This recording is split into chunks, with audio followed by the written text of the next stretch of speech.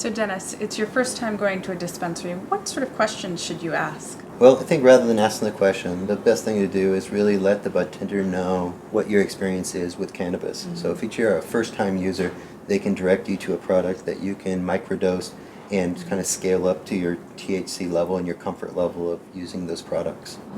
And in terms of the kinds of products you should check out, what's your advice there? It's really preference. Vape pen cartridges are very convenient to just take a little drag off of, throughout the day. Sublingual sprays kind of give you that convenience to the soft gels and edibles.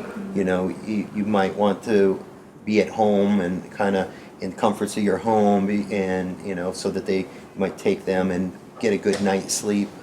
So I think it's just a matter of personal preference. And what do you have to say for first-time patients about safety?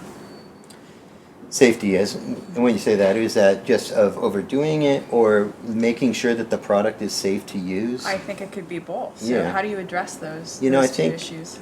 At this day, years ago, 2 years ago, 3 years ago, almost none of the products were lab tested. People were making it in their kitchens. They didn't know exactly how potent it was from this product to that product.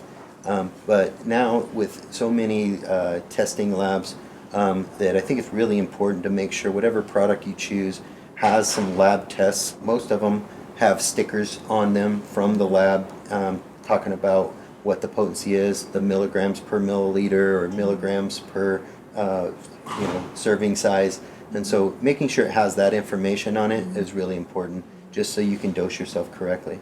And what about the safety of actual product? I think making sure it's free of pesticides and things like that are also very important. And in California, we're waiting on regulations, but the dispensaries have done a great job of self-regulating, and most of them with any new products, they're sending it out to the lab to make sure it's free of pesticides, make sure that it's accurate in the amount of THC and CBD that's in the product. And so often people talk about going low and slow. What are your thoughts on that? Yeah, I think that makes a lot of sense in a lot of things. Just finding your comfort level, slowly getting there.